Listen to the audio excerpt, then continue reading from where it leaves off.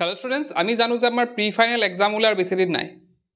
আমাৰ প্ৰায় 15 পিছতে সবৰে প্ৰি ফাইনাল এক্সাম ষ্টাৰ্ট হৈ যাব। তো প্ৰায় আমাৰ হাতত 15 ডেজ মান আছে। বৰ্তমান প্ৰায় 15 দিন বা 14 দিন তেনেকুৱা আছে। এতিয়া আজি ভিডিঅ' ডিসকাস কৰিব গৈ আছো যে প্ৰি ফাইনাল এক্সামত আমি কিদৰে প্ৰিপেয়াৰ কৰিব লাগিব। প্ৰি ফাইনাল এক্সামৰ কাৰণে কিদৰে প্ৰিপেয়াৰ কৰিব লাগিব আৰু কিদৰে প্ৰিপেয়াৰ কৰিলে সেইখিনি আমাক উপকাৰ কৰিব আগন্তুক যি আমাৰ HSLC বা HS আহি আছে তাত। তেন্তে হা ভিডিঅ'টো ষ্টাৰ্ট কৰো। এতিয়া প্ৰথম কথাটো হ'ল আমি প্ৰি ফাইনাল এক্সামটোক বহুতে ইগনোৰ কৰে। প্ৰথমতে আমি কি কৰিব লাগিব সেই এক্সামটোত কিন্তু কোনো পদ্ধতি আমি ইগনোৰ কৰিব নোৱাৰিম। আগত তোমালোকে হয়তো হাফ ইয়াৰলি বেয়াকে দিছা, ইউনিট টেষ্ট বিলাক বেয়াকে দিছা, কিন্তু প্ৰি ফাইনাল এক্সামটো কিন্তু তোমালোকে বেয়াকে দিব নোৱাৰিবা আৰু নালাগে। কাৰণ প্ৰি ফাইনাল এক্সামটো হৈছে আমাৰ যোনটো মানে নেক্সট আমাৰ ডাইৰেক্ট ফাইনেল আহি আছে। তো ফাইনেলৰ আগত যদি আমি প্ৰি ফাইনালটো এক্সাম ভালকে দিও তেতিয়া কি হ'ব এটা কনফিডেন্স আহিব আৰু লগতে আমাৰ পজিটিভ থিংকিং মানে পজিটিভ এটা বস্তু আহিব আমাৰ তাত মানে পজিটিভ এটা ভাইব আহিব যোনটো আমাক আগন্তুক যি HSLC বা HS আহি আছে তাত আমাক এটা ভাল স্কোৰ কৰাত সহায় কৰিব। এটা কথা হ'ল প্ৰি ফাইনাল এক্সামৰ কাৰণে কেনেদৰে প্ৰিপেয়াৰ কৰিম। এটা বহুতো ছাত্ৰ ছাত্ৰী আছে যিসকলে আগৰ পৰা ভালদৰে পঢ়িলে তেওঁলোকে হয়তো এতিয়া গোটেই সিলেবাস কমপ্লিট কৰি তেওঁলোকে ৰিভিজন দি আছে আৰু তেওঁলোকৰ গোটেইখিনি কমপ্লিট হৈ যাব। প্ৰি ফাইনাল এক্সামৰ আগত গোটেইখিনি কমপ্লিট হৈ যাব আৰু তেওঁলোকে এটা ভাল মাৰ্কস আনিব যেহেতু তেওঁলোকৰ অলৰেডি কমপ্লিট হ'ল। এতিয়া তেওঁলোকৰ কথা ডিসকাস নকৰি যিসকলৰ ম্যাক্সিমাম ছাত্ৰ ছাত্ৰী মই দেখা পাওঁ ম্যাক্সিমাম ছাত্ৰ ছাত্ৰী কিন্তু প্ৰি ফাইনাল এক্সামৰ আগত তেওঁলোকৰ কোৰ্সটো কমপ্লিট নহয় বা তেওঁলোকে কমপ্লিট কৰিব নোৱাৰে সময়মতে তেওঁলোকৰ নহয়। তেওঁলোকে তে কি কৰা উচিত। প্ৰথম কথাটো হ'ল আমি প্ৰথমতে জানিব লাগিব যে প্ৰি ফাইনাল এক্সামত আমি হোল সিলেবাস আহিব যোনটো আমাৰ ফাইনেলত আহিব সেই গোটেই সিলেবাসটো আমাৰ প্ৰি ফাইনালটো আহিব। গতিকে আমি প্ৰথমতে আমি কি কৰিম আমি প্ৰথমতে চাই লম যে আমাৰ সিলেবাসটো কোনখিনিলৈকে কমপ্লিট হৈছে। এতিয়া ধৰি লোৱা কোনো এটা সাবজেক্টৰ 10টা চেপ্টাৰ আহিব। 10টা চেপ্টাৰ আহিব তাৰে ভিতৰত তোমালোকে কি কৰিব লাগিব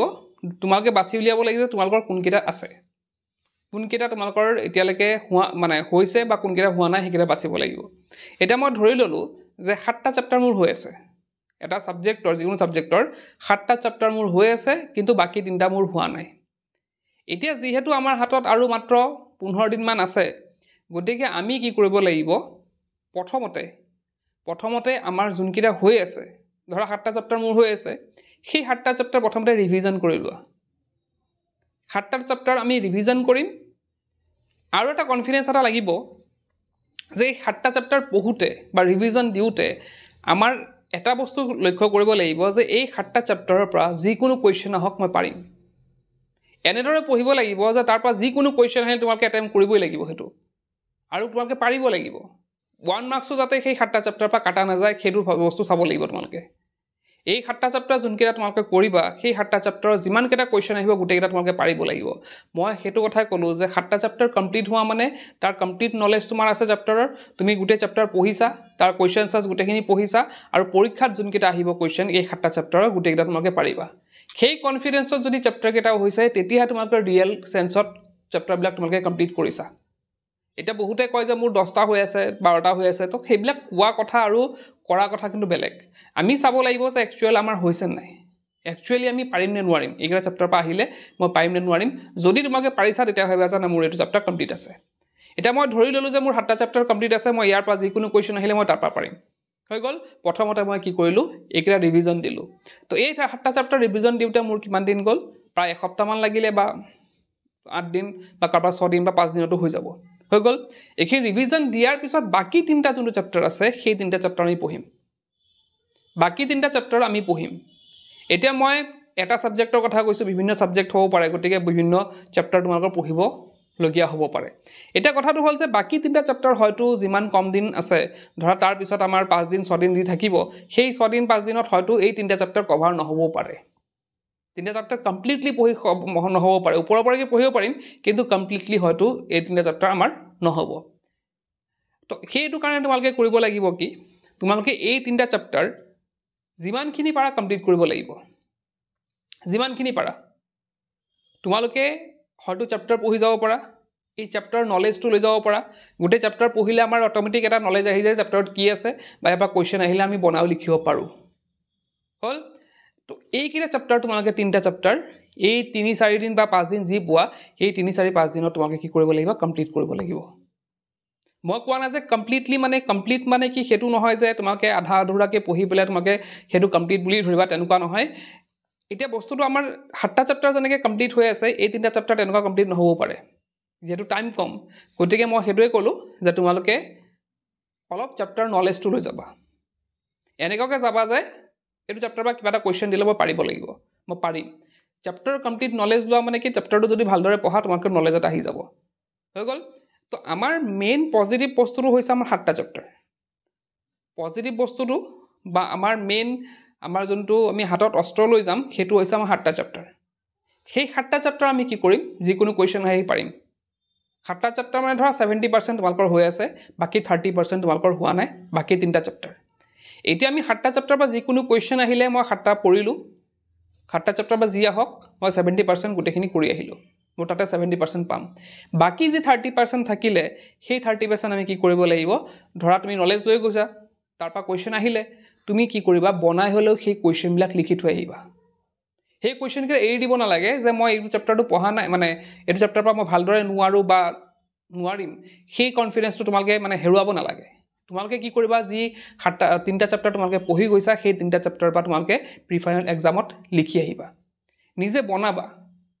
এতিয়া এই 3টা চেপ্টাৰটো মই কৈছো তোমালোকে নেৰিবা বনাই লিখিবা ইয়াৰ মেইন ৰিজনটো হৈছে আমাৰ এক্সাম বিলাকত আমাৰ ফাইনেল এক্সামতো হেতু হ'ব যে কেতিয়াবা কি হয় বহুতো কুৱেশ্যন এনেকুৱা আহে যোনবিলাক আমি কমপ্লিটলি আমি নাজানো বা আমি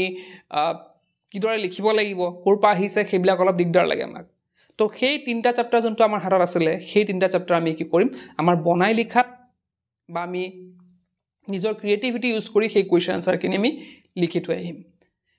That means আমি 100 মাৰ্কছৰ 100 মাৰ্কছ আমি কৰিম কৰবাত হয়তো 90 থাকিব পাৰে কৰবাত 80 থাকিব পাৰে কিন্তু আমি যিমানখিনি পেপাৰ আছে গোটেই ফুল পেপাৰ আমি কৰি আহিম এতিয়া তোমালোকৰ যেতিয়া ধৰা তোমালোকে ধৰা এটা হিচাপ কৰিলা এক্সামৰ পৰা আহিলা আহি পেলাই তোমালোকে যোনটো 70% আছিলে সেই 70% হিচাপ কৰিলা যে না মই 70 আউট অফ 70 পাম এটা বাকি তোমালোকে বনাই লিখাত কিমান পালা সেইটো বস্তু তোমালোকে চাব লাগিব নিজে জাজ কৰি যে মই বনাই লিখাত কিমানখিনি পাইছো বা মোৰ ক্ৰিয়েটিভ থিংকিং খিনি বা মোৰ বনাই লিখাৰ ক্ৰিয়েটিভ বস্তুখিনি কিমান আছে সেই বস্তুটো তোমালোকে এটা জাজ কৰিব পাৰিবা নিজকে হল আৰু তাৰ ভিত্তিত তোমালোকে নিজৰ টিচাৰক কোৱেশ্চন কৰিব পাৰিবা যে এইখিনি যে মই বনাই লিখিছিলো কিমানখিনি ভুল হৈছে বা তোমালোক কিমানখিনি মোৰ ইমপ্ৰুভমেন্ট দৰকাৰ হ'ব সেইখিনি বস্তু তোমালোকে টিচাৰৰ লগত ডিসকাস কৰিব পাৰা পিছত নিশ্চয় তোমালোকে টিচাৰৰ সহায় কৰিব সেই বস্তুখিনি মানে বুজাই দিবলে যোনে সাবজেক্ট টিচাৰ হয় তেওঁ হয়তো তোমাক সহায় কৰিব যে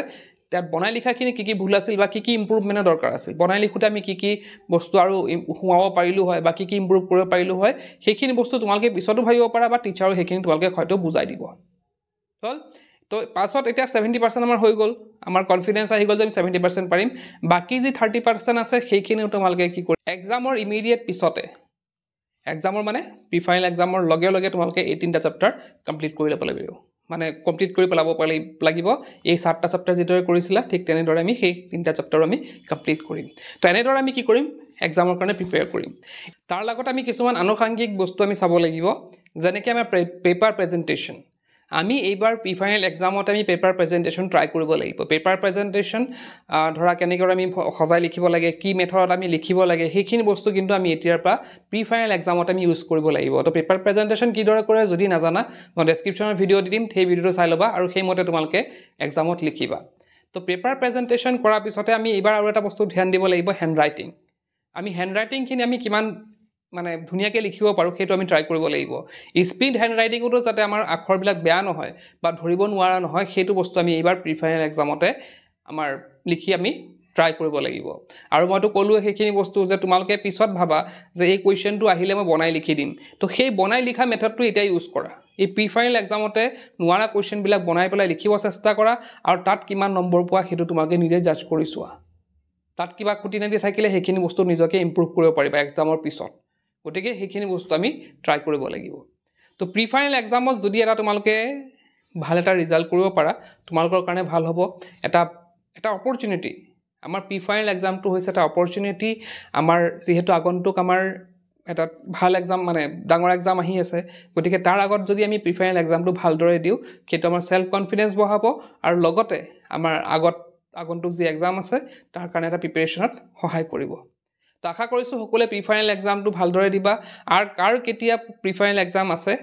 সেইখিনি তোমালোকে কমেণ্ট বক্সত জনাব নাপাহৰিবা তো আজিৰ ভিডিঅ'তে শেষ কৰিলোঁ আৰু ইয়াতে যিসকল ছাত্ৰ ছাত্ৰী HS 2026 দিবলৈ গৈ আছে তেওঁলোকৰ হয়তো বহুতৰ নোটছ নাই তো আমাৰ তাত আছে political science English economics alternative English আছামিজৰ নোটছ তো তোমালোকে আমাৰ এপত গৈ বাই কৰিব পাৰা তেন্তে মই এপৰ লিংকটো ডেছক্ৰিপশ্যনত দি দিম তাত গৈ তোমালোকে বাই কৰিব পাৰা আজিৰ ভিডিঅ'তে শেষ কৰিলোঁ কি পঢ়িছোঁ